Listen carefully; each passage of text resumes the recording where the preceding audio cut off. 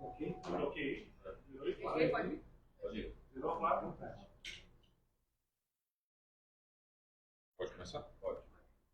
Bom, muito boa tarde. Primeiro quero agradecer a presença de todos os veículos de comunicação e pelo trabalho que vocês vêm fazendo, acompanhando e dando visibilidade para o trabalho aqui das forças de segurança.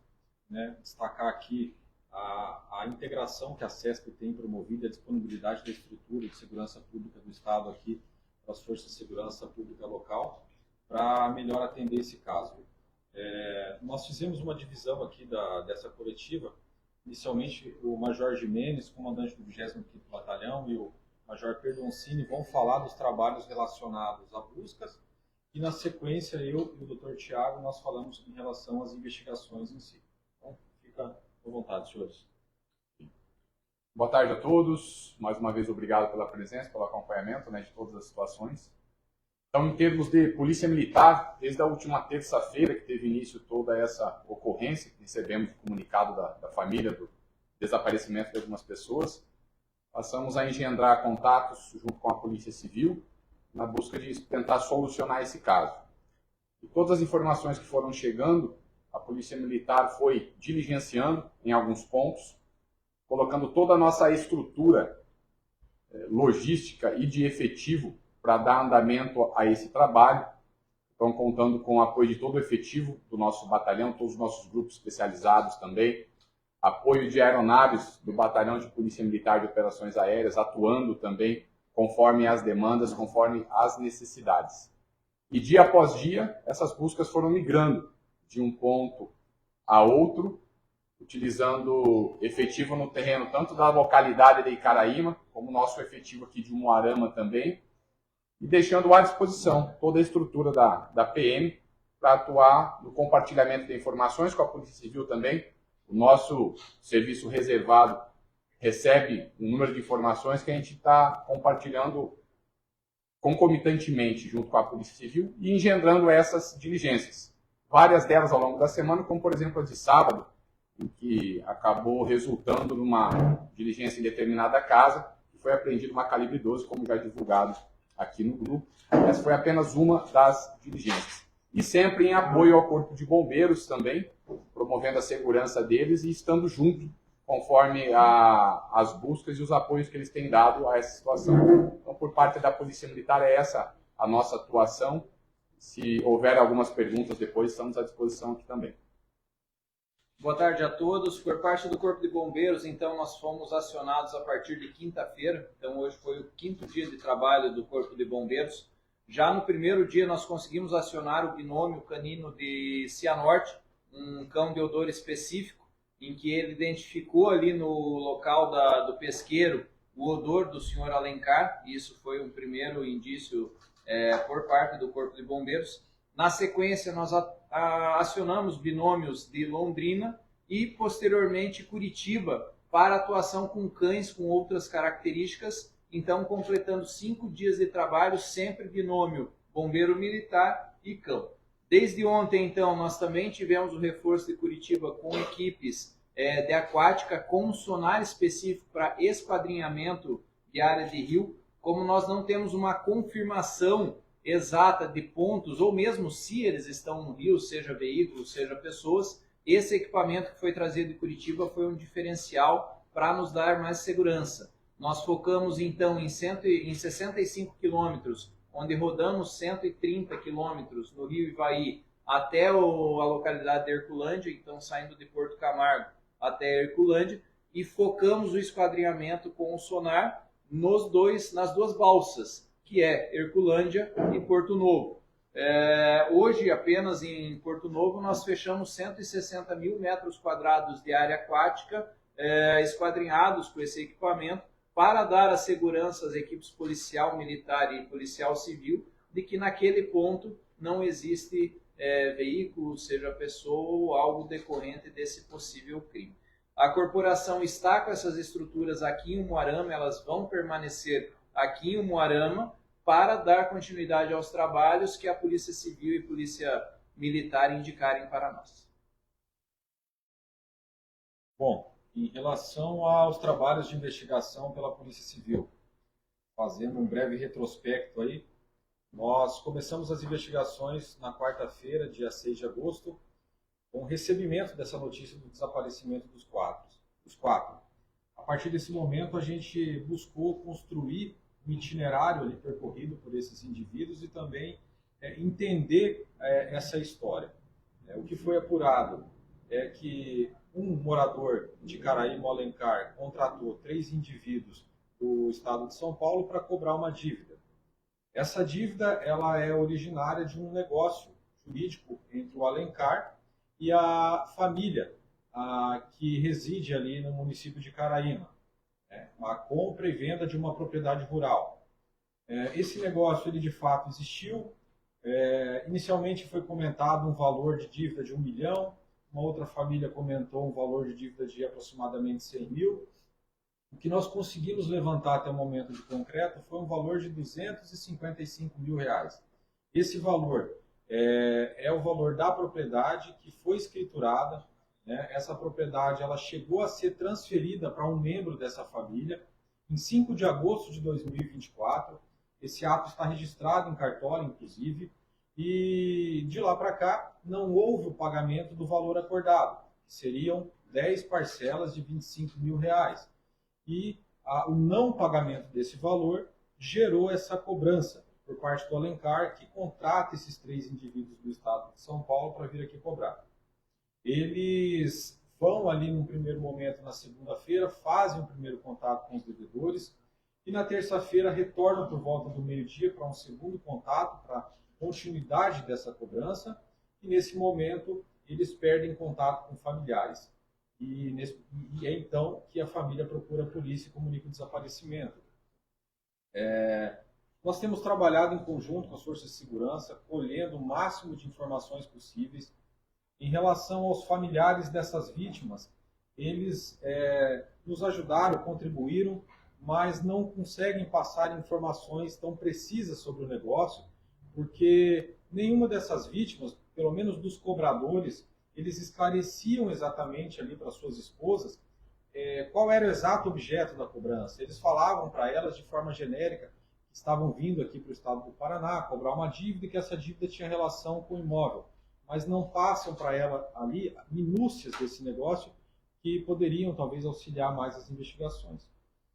Seguimos nas buscas, nas diligências, de lá para cá outras medidas foram implementadas e o Dr. Tiago vai poder expor um pouco mais sobre o trabalho de investigação que vem sendo feito.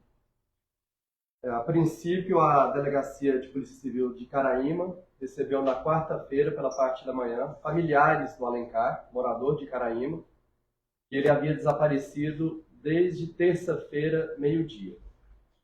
De imediato começamos as investigações e começamos a reunir os últimos que tiveram contato com ele na terça-feira.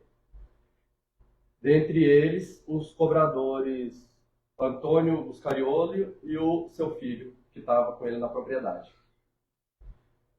No decorrer das investigações, foi chegado a informação que os 3 cobradores que estavam com o Alencar também haviam desaparecido. Também desde meio-dia de terça-feira não teriam dado contato para os seus familiares. Então nós começamos a procurar os 4 desaparecidos. E de imediato já foi informado a subdivisão de Umuarama, que prestou total apoio, pediu o apoio da Polícia Militar, que nos apoiou incondicionalmente, tanto a Polícia Militar quanto os bombeiros. Tivemos 100% de apoio e as buscas foram até intensificadas no final de semana, com buscas em rios, em várias propriedades rurais. Todos os pontos que tivemos informações de um possível que tenham passado esses desaparecidos de lá, ou eles estiveram nessa propriedade, foram checados pela Polícia Civil, com apoio da Polícia Militar e apoio dos bombeiros. Os rios também foram checados, todos os pontos que foram passados de informação foram checados pelas forças de segurança pública. E acrescentar que as buscas ainda continuam. Vamos continuando a investigação para solucionar o que de fato aconteceu com esses desaparecidos. Doutor, hoje a polícia trabalha com a hipótese de homicídio, ou não?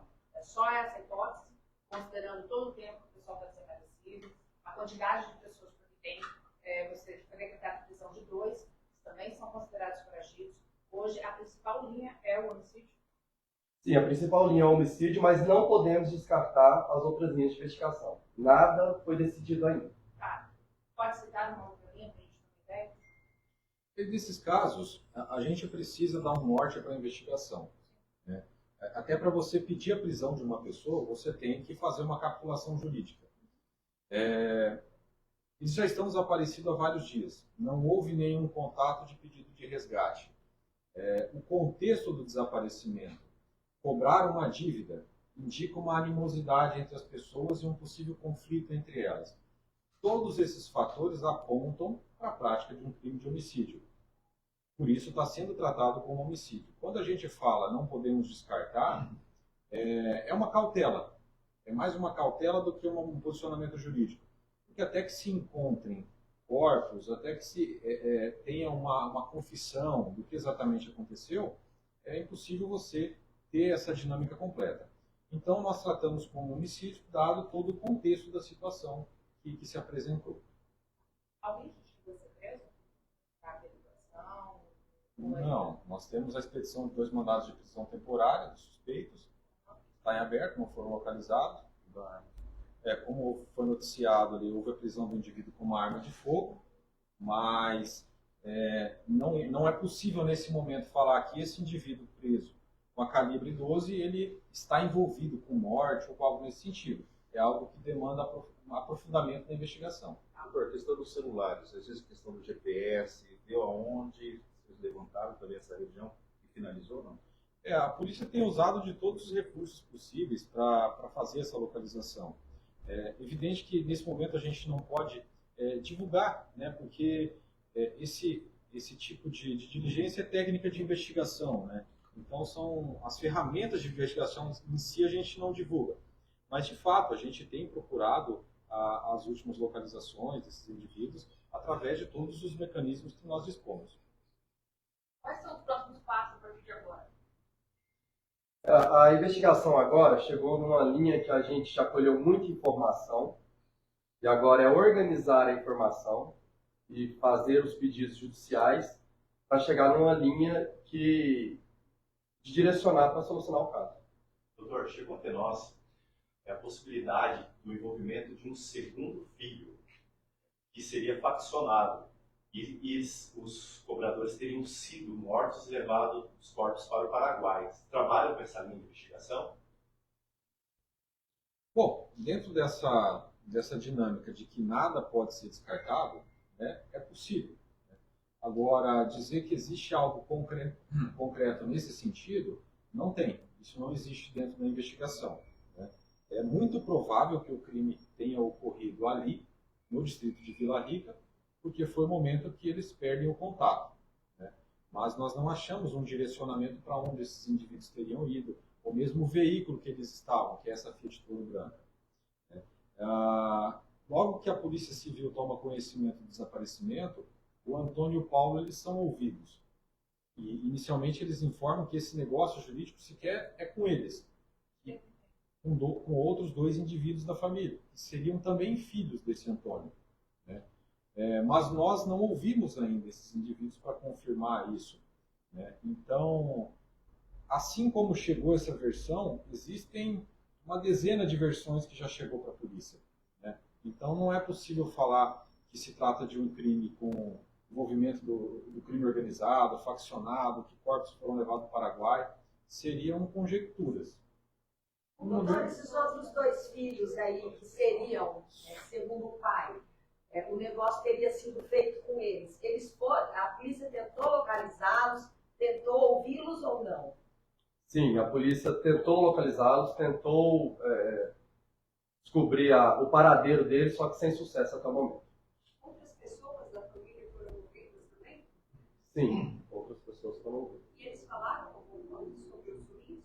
Não, outros não deram maiores informações.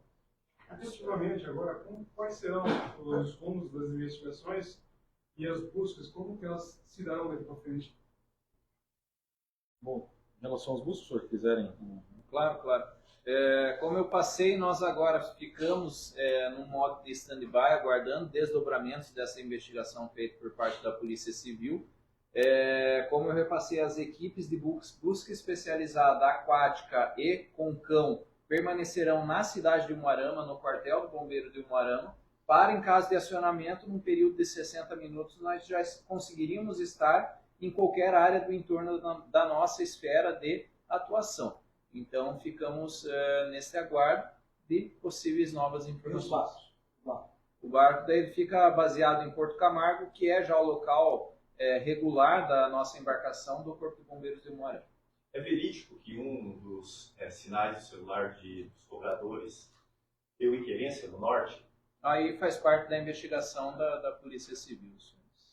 Em relação aos próximos passos, em relação a essa pergunta, tudo aquilo que nós conseguimos mapear até o momento, indicar de possível ponto de localização desses desaparecidos, isso já foi buscado, né? Nós fizemos diligência por terra, em bunkers que existem ali na região, no rio, a aeronave já circulou todos os pontos prováveis, tudo isso já foi passado para o Corpo de Bombeiros, para a Polícia Militar e averiguado. Daqui para frente, isso já tem sido implementado desde a quarta-feira, desde o início.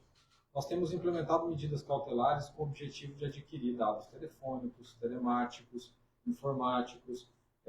Estamos tratando informações recebidas de forma anônima. Então, tudo isso vai gerar um volume de dados que precisa ser analisado ao longo dos dias. E somente após a análise desse material é que a gente vai ter condições, talvez, de passar novos posicionamentos para buscas, né? Então, nesse momento que nós tínhamos à disposição de locais, já foi diligenciado. A partir de agora tratar os dados já obtidos, representar por novos dados, analisar isso e dar continuidade. Obrigado. Só uma pergunta. Já teve a perícia do carro? Já foi feita a perícia do carro que foi apreendido na sexta-feira à noite? Ainda não. Essa é uma diligência que ainda está em andamento. O microchip que foi obtido numa câmera que estava lá na entrada daquele sítio, tinham duas câmeras. Uma lá na casa, ela é conectada no DVR que não estava na casa. E uma segunda câmera na entrada do terreno, que era um microchip que foi recuperado uma memória. Já foi aberta essa memória? Sim, esse dispositivo já está sendo analisado. Eu não tenho ainda um parecer sobre o conteúdo integral, mas já está sendo analisado. Tinha alguma coisa nesse cartão? Muitas vezes acaba sendo substituído, acaba sendo gerado outras imagens se sobrepondo. É um material que está sob análise ainda. Os cobradores paulistas tinham passagem pela polícia? Nós conversamos com a família e a família, o que eles nos repassam? Esses indivíduos eles trabalham com cobrança de dívida. Alguns deles ali há 13 anos. E nós questionamos o que seria essa cobrança de dívida, né? Algo que foi, inclusive, questionado ao longo das investigações. Eles, através de contato com pessoas conhecidas, buscam aquelas dívidas que já não existe mais expectativa de recebimento e fazem, nas palavras ali da família, uma pressão sobre aqueles devedores para que eles façam o pagamento. Serviço regular, né? Mas eles são taxativos no sentido de que ao longo desses 13 anos, pelo menos, nunca houve emprego de violência por esses indivíduos, né? Eles têm até algumas conduções para a delegacia, fruto desse desentendimento no momento dessas cobranças, mas nunca uma prisão por porte de arma de fogo, nunca uma prisão por ter agredido alguém. Ou seja, a família relata ali que, de fato, é um serviço, uma cobrança de dívida, algo não convencional, mas nunca acompanhado de violência, nunca acompanhado de arma de fogo. Então, pelo menos foram esses os esclarecimentos que nós conseguimos dos familiares. Agora, com relação a uma pergunta. Era uma dívida inicial de 250 mil reais. Quem a propriedade foi vendida pelo Alencar para a família do seu Lula, foi feito chegou a ser parte dessas parcelas, sabe indicar em que momento que houve esse desentendimento no sentido familiares, alguém do Alencar falaram alguma coisa, relataram? Sim. Nesse caso aí, a família negociou a propriedade rural com o Alencar. E o Alencar vendeu por 250 mil 10 notas promissórias no valor de 25 mil cada uma. E até o momento que a gente investigou, nenhuma nota promissória foi paga. Então o valor que o Alencar possivelmente estava cobrando é 250 mil dessa família. Doutor, só para entender, eles, segundo informações, eles saíram às 7 horas da manhã, São José do Rio Preto, viram a região de Caraíba, chegaram na segunda-feira à tarde, né? Eles tiveram contato com esses dois, ou ficou combinado, de repente, para terça-feira? O que os dois falaram nos depoimentos? Os dois que nós ouvimos, eles negaram contato. Falaram que eles foram na propriedade deles, no entanto, no momento que eles foram, eles não estavam lá. Só que, de acordo com as informações que nós tivemos, houve esse primeiro contato na segunda, e com esse primeiro contato na segunda foi remarcado o segundo contato na terça, e desse segundo contato na terça que começou os desaparecimentos. As buscas serão paralisadas para análise do material já colhido ou elas continuam? Não, as buscas vão continuar. Todos os locais que a Polícia Civil identificou com possível vestígios que os desaparecidos tivessem passado lá, foi verificado tanto pelos corpos de bombeiros, quanto pela Polícia Civil, quanto pela Polícia Militar. Então, no momento, não tem novos pontos a serem identificados, mas tanto os bombeiros quanto a Polícia Militar estão de prontidão para, assim que serem identificados novos pontos, eles operarem com o cão farejador, com o helicóptero, com o barco, com a sonda, está toda à disposição para continuar com as buscas. Doutor, a mulher do Alencar chegou a comentar que anteriormente tinha ocorrido alguma ameaça, efetuou cobranças idênticas que tinham sido feitas aos dois ou não? Não, anteriormente não. Eles começaram mesmo as cobranças na segunda-feira.